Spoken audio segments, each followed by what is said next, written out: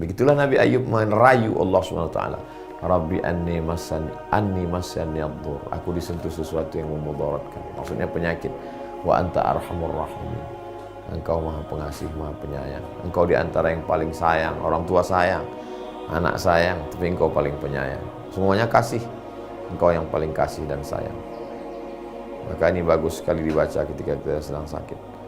Anni massani ad-dur wa anta arhamur rahimin. Anni massani ad-dur wa anta arhamur rahimin. Anni massani ad-dur wa anta arhamur rahimin.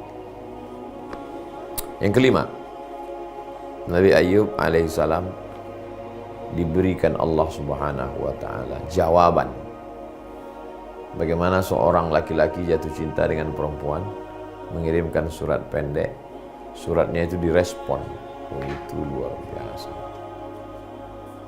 Mimpi kita ketemu Habib, orang yang selama ini ingin kita ketemu, itu seakan-akan direspon gitu. Keinginan kita itu direspon. Atau kita menzikirkan suatu doa, tiba-tiba malam itu kita mimpi, itu senangnya luar biasa. Kenapa? Karena ada respon.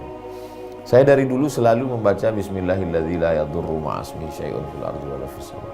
Bismillahilladzi la yadurru ma'asmihi syai'un fil ardi wala fis sama. Saya yakin doa itu mustajab, karena doa itu dari Allah, dari Rasulullah SAW, disampaikan dari guru-guru sampai ke kita. Sampai suatu malam saya tidur, bangunnya mimpi.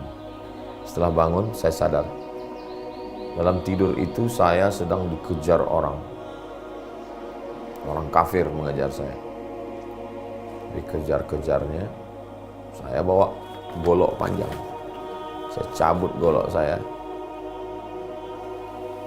tebaskan ke kepala. Orang yang mengejar saya itu gundul, botak. Saya tebaskan ke kepalanya seperti menebas besi. Besi ketemu dengan besi, ting ting. Kepalanya nggak apa-apa.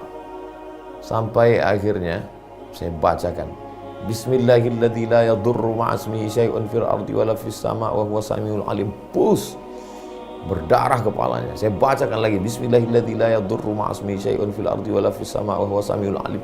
Berdarah kepalanya. Bismillahilladzi la yadurru ma'asmihi syai'un fil ardi wala fis sama wa huwas samiul alim. Berdarah kepalanya, dia tumbang jatuh. Saya terbangun. Begitu dahsyatnya doa Bismillahilladzi la yadurru ma'asmihi syai'un.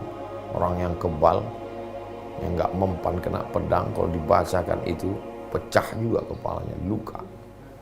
Mimpi itu sangat jelas, nampak saya orang itu mengejar saya, matanya, kulitnya, wajahnya, nampak saya gundulnya itu gak mempan. Begitu setelah dibacakan Bismillahilladzi, ujung pedang itu kena ke kepalanya, berdarah dan dia tumbang jatuh.